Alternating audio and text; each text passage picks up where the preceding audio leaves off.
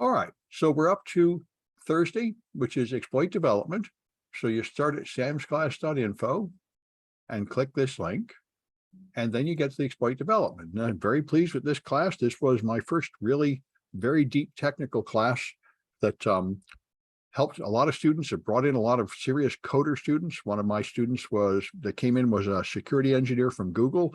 And after taking this class, he developed a new iPhone jailbreak, the first new one in 7 years. Not that this class is that deep, but it just gets them started. All my classes are introductory classes, and he raced far beyond the class to reverse engineering the boot up sequence of an iPhone, which is extremely complicated. Anyway, so here's some projects to do. And the first several do not require you to install anything. This first one is for people who are not familiar with the very fundamentals of Linux, which a lot of my students need this. There's this nice page called Linux Journey, which just provides a whole lot of lessons where you read a page of text and then there's an answer. And you can put it in my scoreboard if you like, or you can just not bother and put it in their system. It will just tell you if you're right, but it just has lessons like here's the history, who wrote Linux, and so you learn that. And then just little lessons. There's 10 whole series of them: command line, packages, permissions, user management, and so on. So it covers all the fundamentals of Linux, and that's a good place for beginners. A lot of my students like to do that. And the next one starts you in command injection, which we talked about briefly before, but here's an example of a page with a command injection vulnerability. And so you're supposed to be able to put in an IP address like 127.0.0.1 and do a ping, and you'll find a page like this in your router's control panel where you can test your network connection by doing something like sending a ping. But you can see from the replies here, this is just the standard command line ping response. So it seems obvious that the way this script works is not by figuring out how to actually perform a ping in the PHP. This is a PHP script, ping.php, but obviously it did not actually perform a ping in PHP. It just created a command line and executed it on the system. And here's the code I used to do it. Ping -C2 followed by data that came from the user, and then just execute that as a system command. And that means you can just use a semicolon and add more commands here, like ID. I'm going to make that bigger. I can do ID, which will tell me who I am. And so I am www data, because I'm coming through a PHP script through the Apache web server. So that's the identity used for things that come into the web. Then I can do date and ls. You can just put in commands up until where you hit the limit of whatever this variable will take. So there's a date and there's an ls, and as you see, there's a flag file there, and there's other things there like something called sub. And so there's a variety of things to find there. The whole series of flags hidden a little bit deeper and deeper on the server. And that's a place to practice doing command injection vulnerabilities. You have the ability to execute some code on the server easily, and you have to find code that will print out the contents of files and search and find files and so on. And here's one that affected the whole web several years ago. You could upload an image. So let me get an image. Let's go here. Let's get that image. I'm going to save that image on my desktop. That's wasc2.ping. That'll be fine. All right. So the purpose of this is what is very commonly used on Linux servers to handle images. You would show all files. Okay.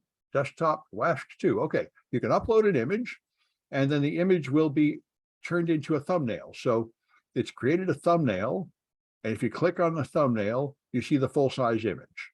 So that's the kind of thing you'll find in the profile page at Twitter and Facebook and everything. Everybody's running things like this. Here, I showed the actual command that's executed.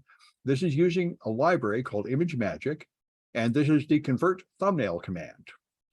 All right, so there it goes, creating a thumbnail image out of it, which is not terribly exciting. What is exciting is this exploit, which, by the way, is the reason why products like the NordVPN will block my website, because this is famous exploit code. So you make a text file containing this exploit. And I'll just bring it up here so you can see it. All right, you you put that in a text file. Let me make it there. All right. And you save it with a file extension that makes it look like an image. So file, save, desktop, exploit.jpg. It's not a JPEG, but it has a JPEG extension. And you upload that.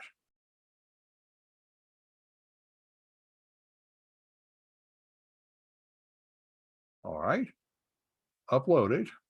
And notice it has hello and the date here. So let's take a look at that text. What the text I uploaded did, and it should have it here. There we are.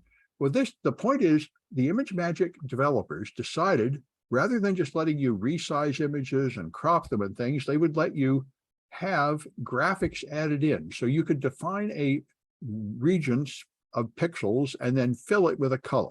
So you can have a background color behind your image. And then they decided, not only are we going to let you fill a background with a color by adding some text to your image, we're going to let you load that color from a website. Now, I don't really know what they're thinking of here, but you could make some kind of dynamic image that will load the content from a website. And as you might imagine, the way they implemented this, fetch the color from a website, is they just used a curl command in Linux, and then they loaded in this data that came from the user without sanitizing it. So just like the ping form, by carefully putting in the right punctuation marks, you can now add command line commands here, separated by these semicolons. So this image file, when processed by ImageMagick, will execute these command lines, and you can modify this exploit to execute other commands to find out what privileges you have and print out files and do directories and search for things. So it amounts to the same thing as the first one. It's just a little bit harder to get into. And this really affected a whole lot of Linux boxes around 2014 or so. So that's the second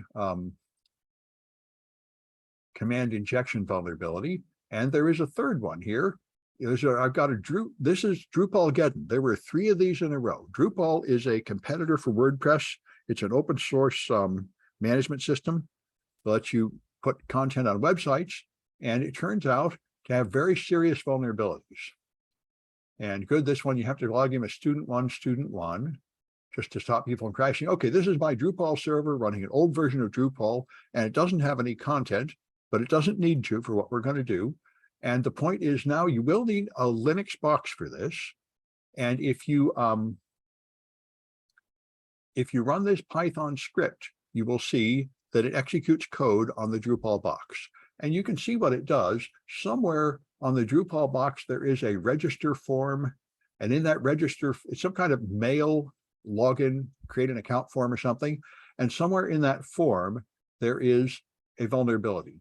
On one of the fields, you can inject commands here. And so the command that now you cannot inject the greater than sign. So you can't redirect the output of a command directly to a file, but you can use the pipe key injection, which will do the same thing. So this will take a smiley face, semicolon, dash, parentheses, and put it in a file called yourname.txt. So this is the example proof of concept code. When you run this script, it'll add that file to my server, which you can see. And then you cannot overwrite an existing file. You have to keep changing the name and making a new file for each command, but you can execute commands by putting them in this script. It's, again, a simple command injection vulnerability. So there's some fun things to try, and you can do the first 2 of them without installing anything. For the third one, you'll need a Linux box, but I've got Linux boxes you can use, and since you were here yesterday, you've hopefully got a Linux box working.